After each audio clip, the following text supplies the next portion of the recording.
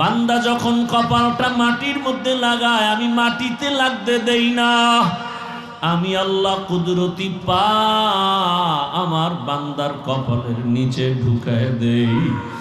বান্দা তোর কপাল বড় দামি, তুই কপালটা মাটিতে ঠেকাবি আর আমি চুপ থাকবো না। তোর বডির মধ্যে কপাল বড় দামি, আমি আল্লাহ ওই কপালটাকে মাটিতে নাগার আগে আমি আল্লাহ তোর কপালের নিচে কুদরতের কদম লাগায় দেই। আমি আল্লাহ পাক বড় খুশি হয়ে যাই। দুনিয়াতে মানুষ সম্মান চাইতে গিয়া বলে সেজদা দাও, আল্লাহ বলেন আমি আল্লাহ এত কিছু তোমারে দিলাম, আমি চাই তুমি আমাকেই সেজদা দিবা। আমি আল্লাহ পাক অপেক্ষায় থাকি কখন আমাকে তুমি ডাক দিবা।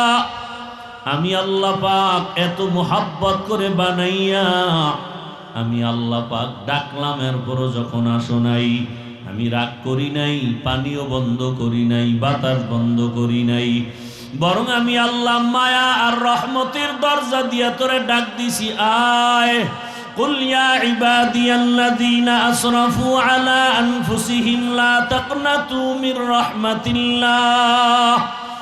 আমার রহমতের দরজা খোলা, দুনিয়ার মানুষের দয়ার দরজা মাঝে মাঝে খুলে মাঝে মাঝে বন্ধ করে দেয়, আর আমি আল্লাহ দরজা খুলে দিলাম, একটা সেকেন্ডের জন্য বন্ধ নাই। আমারে সমুদ্রে বয়ে যদি ডাক দাও আল্লাহ, আমি সেখানেও হাজির। আমাকে যদি গভীর রাতে ডাক দাও সেখানেও আমি আল্লাহ হাজির। আমারে যদি কোনো বেঈমানেও ডাক দেয় আমি সেখানেও হাজির।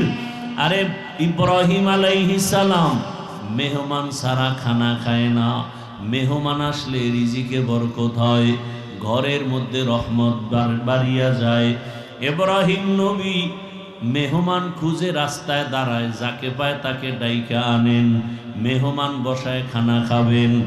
একদিন ইব্রাহিম নবী মেহমান পায় না, অনেকক্ষণ অপেক্ষা, হঠাৎ করে দেখে একটা লোক আসতেছে।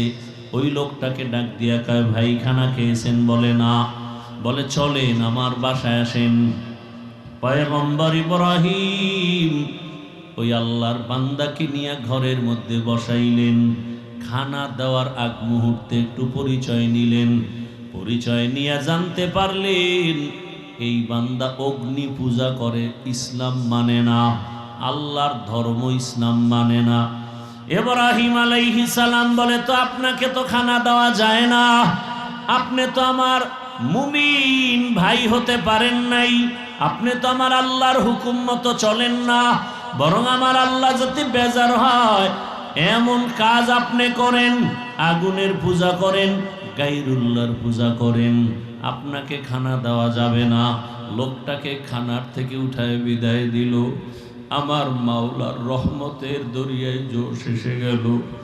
আল্লাহ ওহী নাজিল করলেন, ওই লোকটা মনের কষ্ট নিয়ে যায়। আল্লাহ ডাকে ডার বলেন ইব্রাহিম ওই বান্দাটারে তাড়ায় দিছো, কোথায় যাবে? ওরে তুমি মাত্র একবার খানায় বসাইছো, বিধর্মী বলিয়া তাড়ায় দিছো।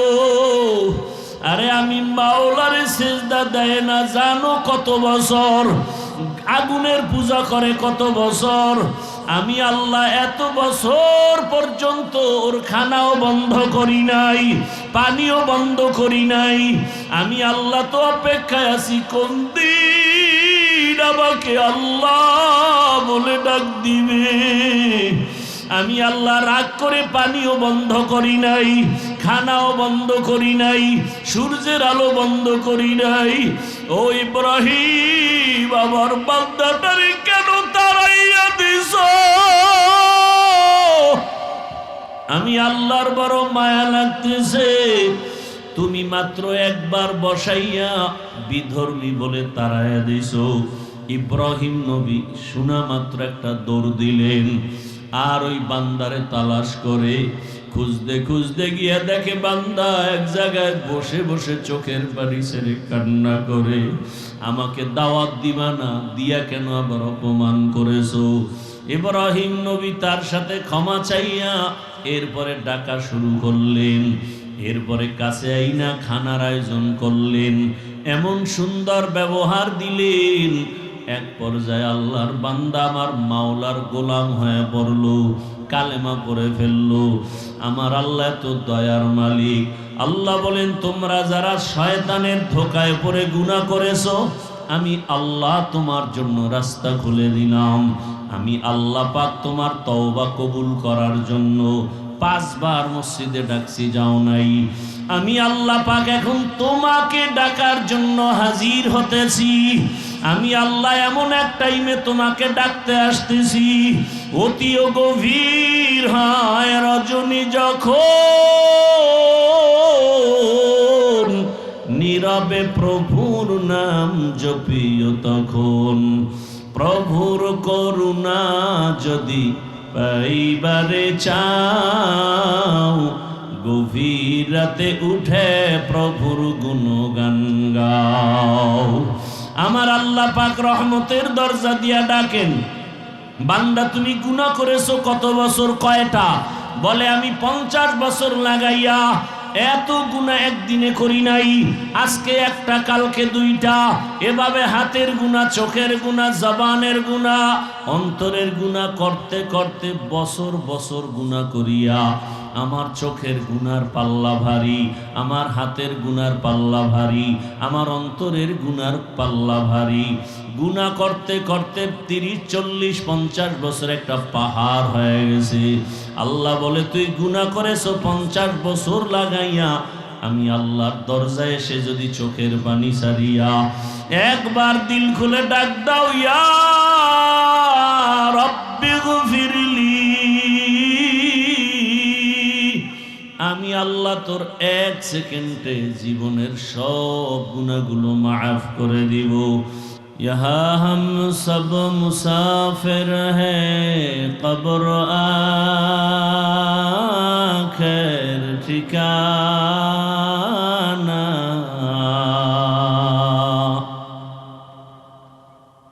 यहाँ हम सब मुसाफिर हैं, कब्र आखिर ठिकाना।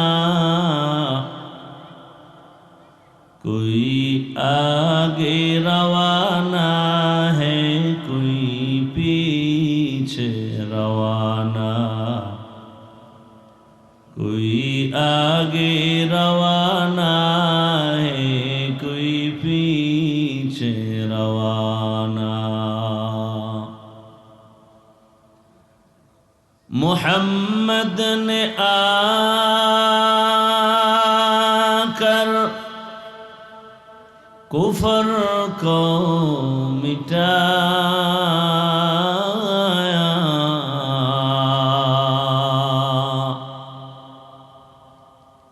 मोहम्मद ने आकर कुफर को मिटाया।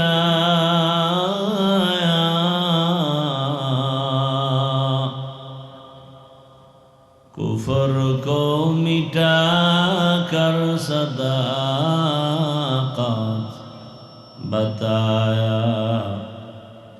कुफर को मिटा कर सदाकत बताया। ला इलाहा इल्लल्लाह, ला इलाहा इल्लल्लाह, ला इलाहा इल्लल्लाह, ला इलाहा इल्लल्लाह, ला इलाहा इल्लल्लाह, ला इलाहा इल्लल्लाह, ला इलाहा इल्लल्लाह, ला इलाहा इल्लल्लाह, ला इलाहा इल्लल्लाह, ला इलाहा इल्लल्लाह, मुहम्मदुर रसूलुल्लाह।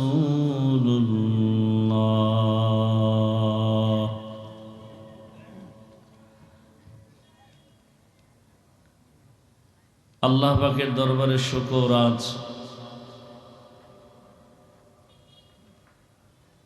26শে ডিসেম্বর 2025 জামিয়া তালিমিয়া ঢাকায় উদ্যোগে আয়োজিত বার্ষিক ওয়াজ তাফসীরুল কোরআন মাহফিল। উপস্থিত মোহতারাম সম্মানিত সভাপতি, প্রধান অতিথি আমিরুল মুজাহিদিন হযরত পীর সাহেব হুজুর চরমনাই, বিশেষ অতিথি হযরতুল আল্লামা মামুনুল হক দামাত বারাকাতুহুম সহ অন্যান্য উলামায়ে কেরাম,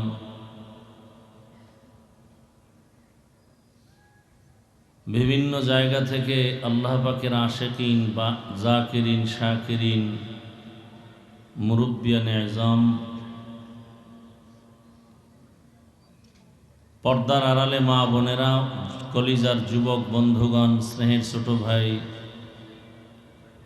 আল্লাহ পাকের দরবারে শুকর যে আল্লাহ আমাদেরকে সুস্থ রেখেছেন, আলহামদুলিল্লাহ।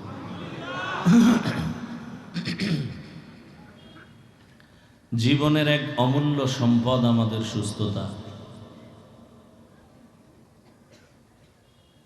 টাকা পয়সা বাড়ি গাড়ি অনেক কিছু আছে, কিন্তু যদি অসুস্থ জীবনটাই হয়ে যায়, এ জীবনের কোনো দাম। টাকা পয়সা বাড়ি গাড়ি তেমন না হলেও সুস্থতার জীবন যদি পাওয়া যায়, এর থেকে সুখের জীবন আর হতে পারে? আল্লাহ আমাদের এই সুস্থতাকে দায়েমান কবুল করেন। এখনো যারা অসুস্থ হসপিটালে, ঘরে, বিছানায়, আল্লাহ সবাইকে পূর্ণ সুস্থতার নেয়ামত দান করেন। এক একটা দিনের প্রোগ্রাম, মাহফিল ওই এলাকার জন্য একটা ঈদের আনন্দ বয়ে আনে। মানুষের ভেতর একটি উৎসব, আনন্দ, মোহাব্বত। আবার কিছু প্রোগ্রাম আছে শুধুই এলাকা না, আরও আশেপাশের অঞ্চলের জন্য, ওই দেশের জন্য একটা আনন্দের কারণ। অন্তরে মোহাব্বতের এক বহির প্রকাশ ঘটে। এজন্যই তো ইসলামে জামাতে নামাজের আদেশ, জুমায় মসজিদে হাজির হওয়ার আদেশ। 10 জায়গার 10 বাড়ির মানুষ, 10 এলাকার মানুষ এক জায়গায় হবে, দেখা হবে, মহব্বত হবে, একে অপরের সুখ দুঃখ শেয়ার করে নিবে, সহযোগিতায় আসবে। নবীজি এজন্যই বলেছেন, খায়রুন নাস মাইয়ানফাউন নাস। দুনিয়াতে সব থেকে ভালো মানুষ তো ওই ব্যক্তি যার দ্বারা অন্যের উপকার হয়, ক্ষতি হয় না। এটাই মূল তাকওয়ারও কথা। তুমি অন্যের উপকার করতে না পারলে অন্তত ক্ষতি যেন না হয়। আমার রসুলের দ্বারা জীবনে কারো কোনো ক্ষতি হয়নি, উপকার কারো না হলেও কি হয়নি, ক্ষতি হয়নি। এটাই রসুলের আদর্শ, এটাই ইসলামের একটা সুন্দর নমুনা। অন্যের উপকার করবে, কারো ক্ষতি করবে না। কিন্তু ভিন্ন দিক আমরা লক্ষ্য করি যে মানুষ অন্যের ক্ষতির জন্য অপেক্ষা করে বিভিন্নভাবে। আবার ক্ষতিটা কাছের মানুষ বেশি করে দূরের মানুষের তুলনায়। দুষ্ট লোকের মিষ্টি কথা ঘনিয়ে বসে কাছে, কথা দিয়ে কথা নেয়, প্রাণে মারে শেষে। জুমার বয়ান দীর্ঘ সময় নয়, সংক্ষেপ 2-4টি কথা, এরপরে আবার নামাজ। আপনারা জানেন ধারাবাহিকভাবে এই প্রোগ্রাম প্রতি বছর এভাবেই চলে। দেশের হযরত উলামায়ে কেরাম বয়ান করতে থাকেন, জুমার নামাজের পরেই আবার বয়ান চলতে থাকবে ইনশাআল্লাহ। হযরত পীর সাহেব হুজুর দামাত বারাকাতুহুম। চেয়েছিলাম যে নির্দিষ্ট আসরের পরে হুজুর আগে আসার সম্ভাবনা, দেশের পরিস্থিতি তো আপনারা অনেকটা ভালো করে জানেন, পেরেশানির মধ্যে আছেন। তো যখনই আসবেন তখনই বয়ান শুরু হয়ে যাবে আমাদের মুফতি রেজাউল করিম আবরার জুমার পর বয়ান করবেন। মুফতি হেদায়েতুল্লাহ আজাদি দামাত বারাকাতুহুম, আমার প্রিয় ভাই মাওলানা মাহফুজুর রহমান জাবের নামাজের পরেই বয়ান করবেন। খানার জন্য তো সময় কম দিলেন না, জীবনের অনেক সময় কেটে গেল খানায়, অনেক সময় কেটে গেল ব্যবসায়, আল্লাহর পথে আসিয়াও কেন বাধা। বয়ান শুনবে পাগলের মতো হয়ে যায় খানার জন্য, পাগল। তখন আমারও চিনে না, আমারও চিনে না, শুধু খানা, অন্ধের মতো হয়ে যায়। অথচ রসুলের জিন্দেগির আদর্শে গড়া সাহাবাদের কি সুন্দর জীবন। একজন আল্লাহর রসুলের আশেক, গরিব মানুষ, রসুলের আশেক তো বেশিই গরিব। মুশরিকরা বলতো আব্দুল্লাহর ছেলে মোহাম্মদের কাছে যেতে মনে চায়, কিন্তু আশেপাশে সব মূর্খ গরিব, এদের পার্শ্বে গিয়ে আমাদের বসাটা মানায় না। এভাবে কথা বলে, কাছে যেত না, উদ্দেশ্য কাছে যাবেই না, একটা অজুহাত পেশ করবে। দেখতে নারী চলন বাঁকা। আশেক রসুলের গরিব মানুষ, অন্যের কাজ করলেই তার চুলায় আগুন জ্বলে, না হয় আর ঘরে খানা হয় না। নিয়ম ছিল আবার রোজা, ঘুম থেকে, রাতের ঘুম থেকেই রোজা শুরু হয়, ঘুমাইলেই রোজা শুরু।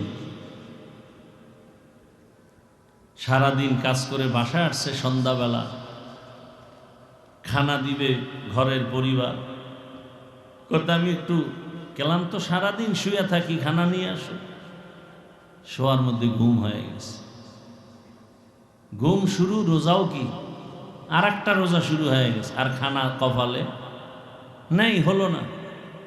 পরের দিন আবার কাজে গেছে, এক পর্যায়ে দুর্বল হয়ে রাস্তায় পড়ে গেছে, শরীর দুর্বল। রহমতের নবীর কাছে খবর আসলো, রোজাটা কি ভাঙ্গা যাবে? রহমতের রসুল বললেন, না, ভাঙা যাবে না।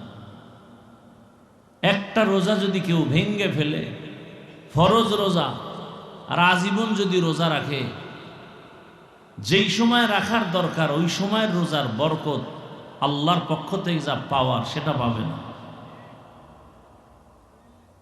কত কষ্ট করেও দিনকে তারা আঁকড়ে ধরেছেন, আর আমাদের তো এরকম কোনো আফসুস নেই যে আমরা পাবো না। কি পরিমাণ খানা আমরা খাই, তিন বেলার শুধু নামে মাত্র খানা, অল টাইম তো চলে। এই চা, এই পান, যাদের বিড়ির অভ্যাস তারা বিড়ি চলতেই থাকে, বসিয়াও থাকলে খায়, হাঁটলেও খায়, শুয়া শুয়াও খায়, গরুর মতো হাঁটে আর চাটে। আর সাহাবায়ে কেরামদের ইতিহাস কেমন, আমি আমারটাও মাঝে মাঝে বলি যে জীবনটা কত কষ্টে কাটছে, ভাষা নাই বুঝাবার। 150 টাকা একটা জামা কিনছি, কত ওটারে কি কাপড় কয়, ট্যাকটন কইতো, বুঝে এরা, ট্যাকটন, পলেস্টার, তাও রঙিন। কয়শো টাকা? এই 150 টাকার জামা বছরকে বছর পরছি, বছরকে বছর। এক লঙ্গি দিয়া ছিঁড়ে গেছে, সেলাই কইরা এরপরে চলছে। বিছানায় প্রস্রাব করি সেই থেকে মা বাবার কোল ছেড়ে চলে আসছি বরগুনার পীর সাহেব হুজুর রহমতুল্লাহ আলাইহির মাদ্রাসায়। কত কষ্টের জীবন। সিঁড়ি দিয়া দোতলায় হাত দিয়ে ধরে ধরে উঠতাম, দাঁড়ায় উঠা যেত না। তো বুঝেন যে কত ছোট। 2 বেলা খানা দিত মাদ্রাসায়, এই মাপা ভাত 10টার সময় আর আসরের পরে। এটারে ভাগ করে 4 বার খাইতাম। তরকারি কি? মাদ্রাসা থেকে পাতলা ডাউল, আর বাড়ির থেকে আমার মা শুকনা মরিচ গুঁড়া কইরা প্লাস্টিকের ডিব্বায় দিতেন, আর বাবায় 1 কেজি আলু দিতেন, আধা কেজি দিতেন। এটা নিয়ে 2 মাস খাওয়া লাগবে। আলু কেটে কেটে নাম লিখে ভাতের মধ্যে সিদ্ধ দিতাম। মাঝে মাঝে ভাত হয়ে গেছে, ঢালছে, আরো ছাত্রদের আলু নাম দেখে দেখে নিতাম। মাঝে মাঝে গিয়া দেখতাম আলুর উপরের ছোলা নাই, নামও নাই। আজকের কপাল থেকে আলু গেছে গিয়া। এইভাবে কষ্ট করে করে আল্লাহ এ পর্যন্ত নিয়ে আসছেন। আল্লাহ অনেক দয়া করেছেন, অনেক কিছু দিছেন।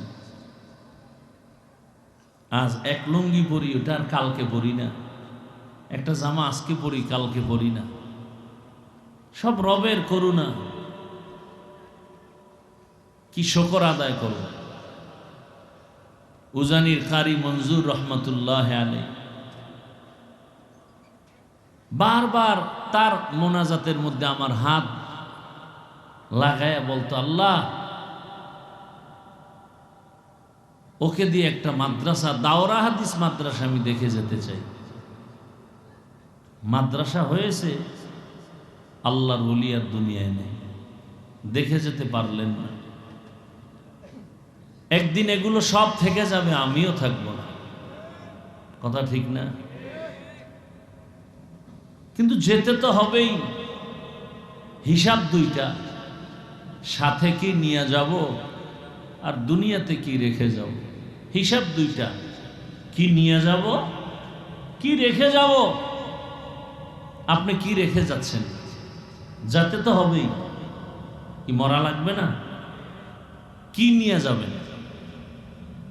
ওখানে তো কিছু নিতে হবে, নাইলে উপায় নাই।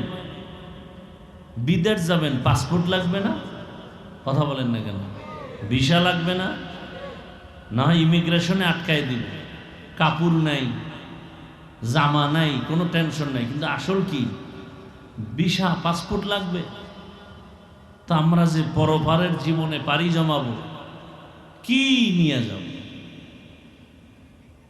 পরকালের জীবনের একমাত্র পাসপোর্ট থাকবে তোমার ঈমানের পাসপোর্ট। এই পাসপোর্ট দিয়ে তুমি আল্লাহর মহব্বা নজরে আসবা। কিন্তু আমলের ভিসা না থাকলে পীড়া শুরু। আমলের ভিসা বড় কঠিন। আমলের ভিসা যদি থাকে, আবার কিছু পাসপোর্ট আছে খুব হার্ড, বড় দামি। বান্দই দামি পাসপোর্ট নিয়ে যদি যেতে চাও, তাহলে ঈমান আমলের সাথে ইখলাসকে যোগায় দাও। দুনিয়াতে এমন কিছু জমা রাখবা যেটা পরকালে পাবে। আল্লাহ পাক রব্বুল আলামিন বলেন, আমি বড় আদর করে মানুষ বানাইছি। আমার বানানো মানুষ বড় আদরের। বিশাল বড় 7টা আসমান, 7টা জমিন আমি তৈরি করতে 6 দিন লাগছে। মাত্র 6 দিন, ফি 6 আইয়াম।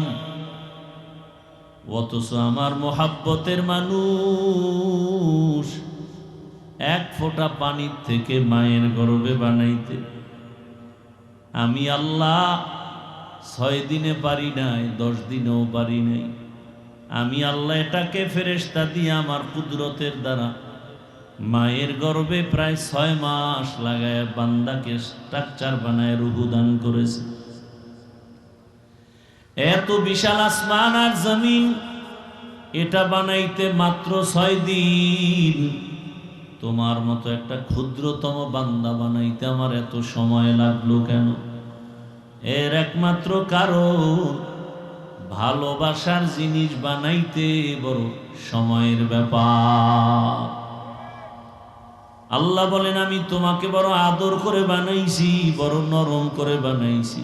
অখুলিকাল ইনসানু যায়ীফা। আমি মানুষ বড় দুর্বল করে বানাইলাম, এবং এই মানুষের জীবনে চলার জন্য যা প্রয়োজন সব আমি ব্যবস্থা করেছি। তোমার পানির প্রয়োজন, আলোর প্রয়োজন, ঘুমের প্রয়োজন, রাতের ব্যবস্থা করলাম। যত তোমার সুন্দর জীবন পরিচালনার জন্য যত খানার প্রয়োজন সব করলাম।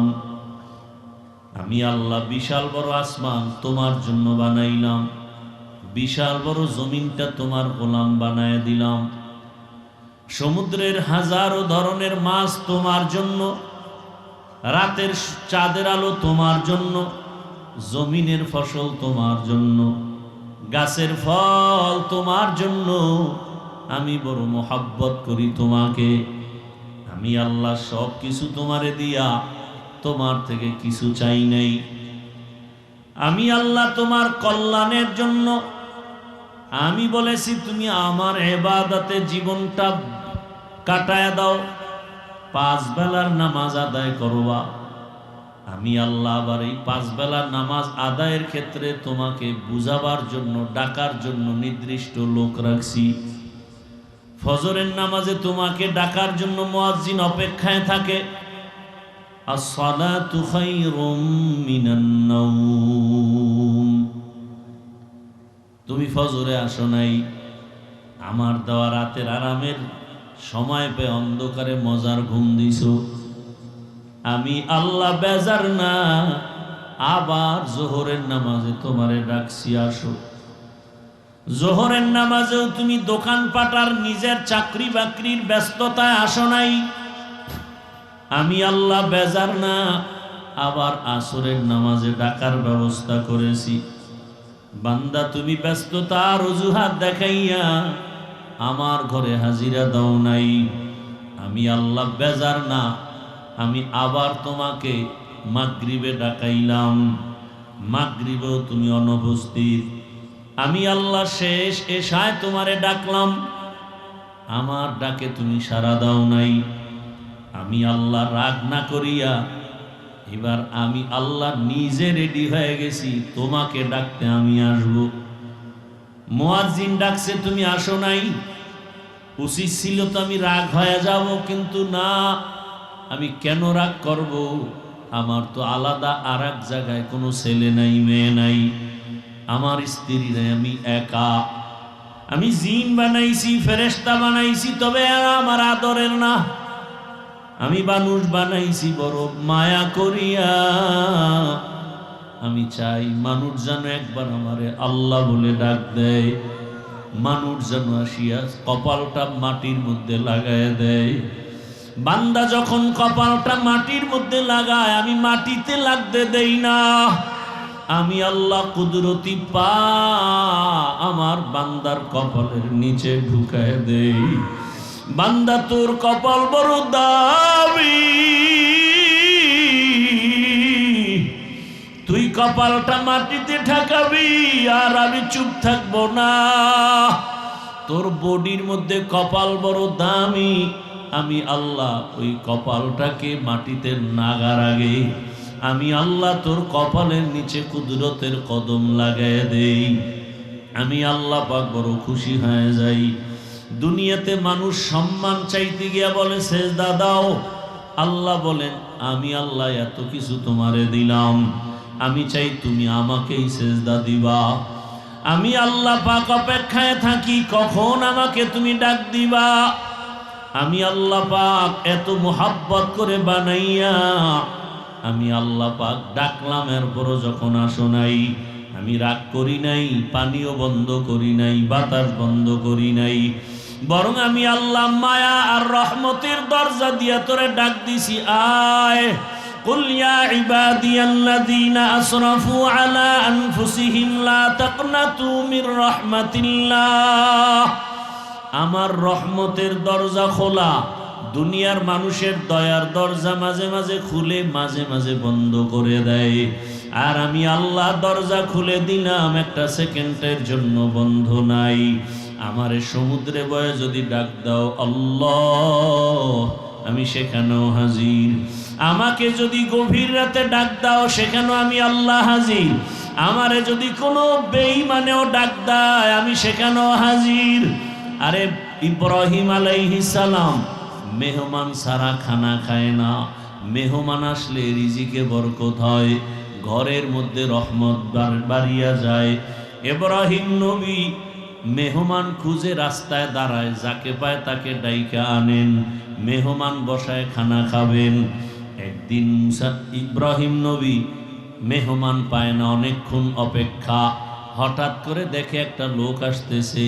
ওই লোকটাকে ডাক দিয়া কয়, ভাই খানা খেয়েছেন? বলে না। বলে চলেন আমার বাসায় আসেন।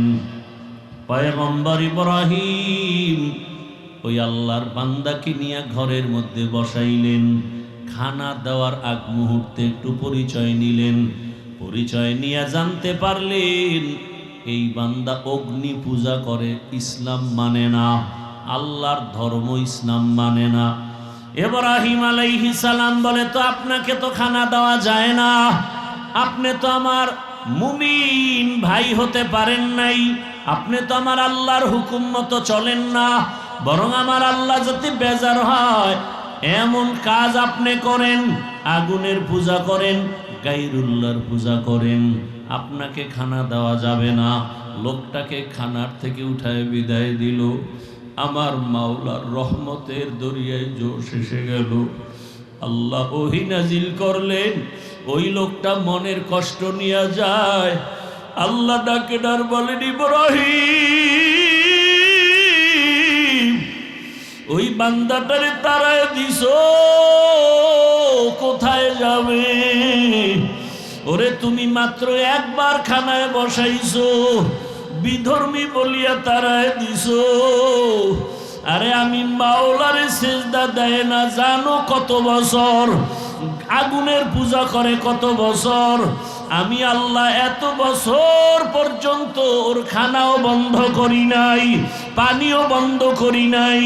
আমি আল্লাহ তো অপেক্ষায় আছি কোন দিন আমাকে আল্লাহ বলে ডাক দিবে। আমি আল্লাহ রাগ করে পানিও বন্ধ করি নাই, খানাও বন্ধ করি নাই, সূর্যের আলো বন্ধ করি নাই। ও ইব্রাহিম আমার বান্দাটারে কেন তাড়াইয়া দিছ? আমি আল্লাহর বড় মায়া লাগতেছে, তুমি মাত্র একবার বসাইয়া বিধর্মী বলে তাড়াইয়া দিছ। ইব্রাহিম নবী শোনা মাত্র একটা দৌড় দিলেন, আর ওই বান্দারে তালাশ করে খুঁজতে খুঁজতে গিয়া দেখে বান্দা এক জায়গায় বসে বসে চোখের পানি ছেড়ে কান্না করে, আমাকে দাওয়াত দিবা না, দিয়া কেন আবার অপমান করেছো? ইব্রাহিম নবী তার সাথে ক্ষমা চাইয়া এরপরে ডাকা শুরু করলেন। এরপরে কাছে আইনা খানার আয়োজন করলেন, এমন সুন্দর ব্যবহার দিলেন। এক পর্যায়ে আল্লাহর বান্দা আমার মাওলার গোলাম হয়ে পড়ল, কালেমা পড়ে ফেললো। আমার আল্লাহ তো দয়ার মালিক। আল্লাহ বলেন, তোমরা যারা শয়তানের ধোকায় পড়ে গুনাহ করেছো, আমি আল্লাহ তোমার জন্য রাস্তা খুলে দিলাম। আমি আল্লাহ পাক তোমার তওবা কবুল করার জন্য 5 বার মসজিদে ডাকছি, যাও নাই। আমি আল্লাহ পাক এখন তোমাকে ডাকার জন্য হাজির হতেছি। আমি আল্লাহ এমন এক টাইমে তোমাকে ডাকতে আসতেছি, অতিও গভীর হয় রজনী যখন, নীরবে প্রভুর নাম জপিও তখন। প্রভুর করুণা যদি পাইবারে চাও, গভীর রাতে উঠে প্রভুর গুণগান গাও। আমার আল্লাহ পাক রহমতের দরজা দিয়া ডাকেন, বান্দা তুমি গুনাহ করেছো কত বছর? কয়টা?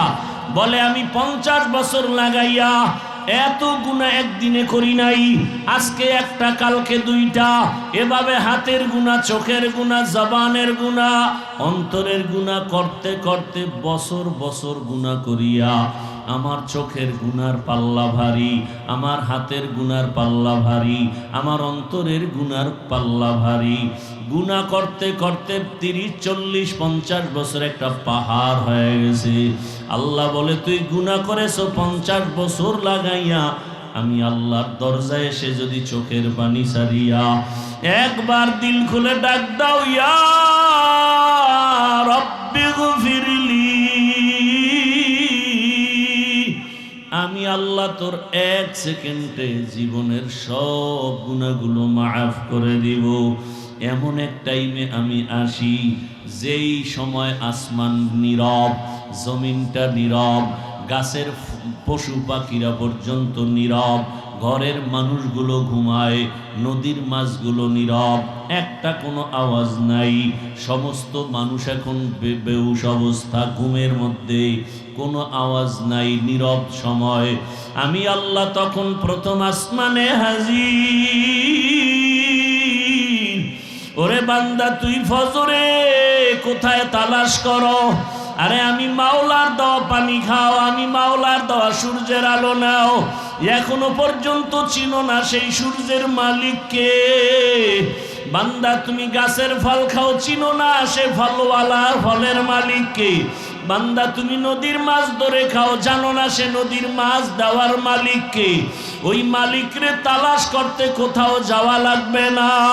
ওরে রাতের বেলা আমি মাওলায় হাজির, আমি আল্লাহ এখন ডাইরেক্ট হাজির হয়ে গেলাম। রাতের গভীর যখন শেষ অংশ, তোর মাও ঘুমায়, বাবাও ঘুমায়, ভাই বোনেরা ঘুমায়, তুই তখন অজু বানাইয়া যায় নামাজে আসি একবার ডাক দে। অন্তর খুলে যদি ডাক দাও, আল্লাহ, আমি আল্লাহ পাক তোর জীবনের সব গুনাহ ডাকে মাফ করে দিব। আমি আল্লাহ চাই তোকে কাছে পাওয়ার জন্য। আমি আল্লাহ চাই তুমি আমারে ছাড়ার কোথাও যাবা না। আমি আল্লাহ চাই তুমি আমার দিকে আগায় আসো। আমি আল্লাহ চাই আমার রহমতের চাদরে ঢুকে যাও। কারণ দুনিয়ার কষ্টের থেকে মরণের কষ্ট আরো কঠিন। আরে তোমার দুনিয়ার আযাব থেকে জাহান্নামের আযাব আরো কঠিন। 1 সেকেন্ডের জন্য তুমি সহ্য করতে পারবা না। আমি আল্লাহ পাক ডাকতেছি, আলা মিন মুস্তাগফিরিন ফাগফির আলাহ। গুনাহ যারা করছো ক্ষমা চাও। নবীজি বলেন, একটা জুতার ফিতাও যদি ছিঁড়ে যায়, আল্লাহর কাছে বলো। আমার আল্লাহর কাছে বললে আল্লাহ পাক খুশি হবেন। দুনিয়াওয়ালারা চাইলে বেজার হয়, আর আমার আল্লাহ না চাইলে বেজার হয়। দুনিয়াওয়ালারা চাইলে বেজার কেন? দুনিয়াওয়ালাদের অভাব আছে, আল্লাহ না চাইলে বেজার কেন? আল্লাহর কোনো অভাব নাই। আল্লাহ তাআলা বলেন, বান্দা, আমি চাই তুমি আমার কাছে আগাও। আগাইতে গিয়া তুমি দুর্বল আমি জানি, তোমার ঈমান দুর্বল তাও জানি, তোমার আমল দুর্বল তাও জানি। এ কারণে আমি আল্লাহ পাক, তুমি যখন 1 বিঘাত আগায় যাও, আমার রহমত তোমার দিকে 1 হাত আগায় যায়। তুমি যখন 1 হাত আগায় যাও, আমার রহমত তোমার দিকে 2 হাত আগায়। তুমি যখন হেঁটে হেঁটে আগাও, আমি আল্লাহর রহমত তোমার দিকে দ্রুত গতিতে দৌড়াইতে থাকে। আমি আল্লাহ পাক চাই তুমি আমার দিকে আসো। আমি আল্লাহ চাই না তুমি আমার রহমতের দরজা বাদ দিয়া দুনিয়ার অন্য কোনো দরওয়াজায় যাইবা। আমি আল্লাহ চাই তুমি আমার মোহাব্বতের দরজায় আসো। গুনাহ করিয়া ক্ষমা চাও। রহমতের নবীও রাত সারা রাত আল্লাহর মোহাব্বতে কান্না করে ইবাদতে কাটাইতেন। আবু বকরের কান্না সারা রাত, ওমরে ফারুকের কান্না সারা রাত। এরে আল্লাহর বান্দারা, 2 ফোঁটা চোখের পানি যদি ফেলতে পারি, এই পানি বৃথা যাবে না। আল্লাহ পাক কিয়ামতের দিন এই পানিটা কাজে লাগাইয়া জাহান্নামের আগুনকে নিভিয়ে দিবেন। অন্য মাহফিলে যায়, কত মানুষ মার্কেটে ঘুরে সময় নষ্ট করে, কিন্তু এই মাহফিল আল্লাহর ওলিদের। এখানে যারা আসবেন এরা দুনিয়ামুখী মানুষকে বয়ান দেয় না। এখানে আসা মাত্রই যেন কেমন এক পরিবর্তন। আল্লাহর ওলিরা আসবেন, তাদের চেহারা দেখব, বয়ান শুনব, যদি একটা কুদরতের নজর আমার উপরে পড়ে যায়, আমার জীবনের সব বন্ধ তালার দরজা খুলে যাবে। অতএব আল্লাহ যাদেরকে নিয়ে আসেন, আল্লাহর কাছে তওবা করি। অন্তরে কোনো গুনার নিয়ত থাকলে অন্তরকে পরিচ্ছন্ন করি, আর মনে মনে বলি, হে মালিক, এই বেহেশতের বাগানে আসি, খালি ফিরিয়া যেন না যাই। দুনিয়ার কোনো মোহাব্বত অন্তরে না থাকে, আপনার খাস ওলি উলামায়ে কেরামদের কথা শুনিয়া যেন যেতে পারি। আজকের জন্য আবু হুরায়রার মতো রেডি হয়ে যাও। পয়গম্বরের সাহাবী আবু হুরায়রা রাদিয়াল্লাহু তাআলা আনহু রহমতের নবীকে ছেড়ে কোথাও যায় না। কারণ রহমতের নবীরে দেখলে তো এমনিই কলিজা ঠান্ডা, পেটে কোনো ক্ষুধাও লাগে না। মাঝে মাঝে মানুষ হিসাবে ক্ষুধা, রহমতের নবীর একটা কথা মানি মুক্তার মতো। আমি আবু হুরায়রা যদি খানার মোহাব্বতে চলে যাই, আমার থেকে একটা রসুলের কথা ছুটে যাবে। এই কারণে আবু হুরায়রা যায় না। ক্ষুধার পাগল পাড়া হইয়া রাস্তায় পড়ে আছে দুর্বল হইয়া, মানুষ পাড়ায় পাড়ায় যায়, বলে আবু হুরায়রার মনে হয় কোনো মির্গির ব্যারাম হয়েছে। আসলে তো ব্যারাম না, রহমতের নবীর দরবার ছেড়ে যাবে না বলে খানা খায় নাই, ক্ষুধায় ক্লান্ত হয়ে গেছে। এরে আল্লাহর বান্দারা, মেহমান আসবে, উলামায়ে কেরাম আসবেন, কোরআন ও হাদিসের বয়ান করবেন, আর আপনি দোকানে দোকানে ঘুরবেন, কোথাও বসে গল্প করবেন। এটা আল্লাহর প্রিয় বান্দাদের কোনো আমল হতে পারে না। আল্লাহ আমাদের সবাইকে সাহাবী আবু হুরায়রার আদর্শওয়ালা বানায়া দেন। জোরে কন্যা আমি আল্লাহ পাক রব্বুল আলামিন শেষ দোয়া পর্যন্ত আমাদেরকে থাকার মতো, শোনার মতো, বয়ান নিয়ে যাওয়ার তৌফিক দান করেন, আমিন। রাজি আছি তো ইনশাআল্লাহ। এক এক ফুলের এক এক ঘ্রাণ। এখন যারা নিয়ত করে আসছি, ইনশাআল্লাহ শেষ পর্যন্ত থাকার নিয়ত আছে। সুযোগ আল্লাহ দিলে রাতে আবার বয়ান করার চেষ্টা করব ইনশাআল্লাহ। ওলামায়ে কেরাম যারা আসবেন, আমার দেশের শীর্ষস্থানীয় ওলামায়ে কেরাম, ধারাবাহিক আমরা বয়ান শুনব। নামাজ পড়ে এই একদল আল্লাহর বান্দা আছে, জুমার নামাজ পড়তে আসিয়াও পুরা নামাজটা পড়ে না, সালামটা ফিরাইলেই দৌড়। এদের মধ্যে আল্লাহর ভয় মোটেই নাই বললে চলে। নামাজে আসলো ঠিক, আবার সুন্নত 4 রাকাত সালামের পরে না পড়ে চলে যায়। এটা কেমন কথা? প্রায় মসজিদের এই হালাত। আমরা এই দিকগুলো খেয়াল রাখবো কেউ যেন আমরা সুন্নত থেকে মাহরুম হয়ে না যাই। সুন্নতের বাগানে এসে যদি সুন্নতের আমল না করি, এটা তো আমাদের বদনসিব। ইনশাআল্লাহ এটা খেয়াল রাখবো তো ইনশাআল্লাহ। আল্লাহ সবাইকে কবুল করেন। গল্প করার বহু সময় পাবেন। আল্লাহওয়ালাদের এই সময় সামনে বসে নেক নজর নেওয়ার সময় আর হবে কিনা বলা যায় না। এজন্য অযথা সময় নষ্ট না করি, এদিকে আমরা সবাই সচেষ্ট থাকব। আল্লাহ আমাদের তৌফিক দান করেন। নামাজের পরেই বয়ান চলবে। খানা খাওয়ার দরকার একটু আছে না? নেই? পরে গিয়ে খাবেন, একটা গ্যাপে গিয়ে খাবেন।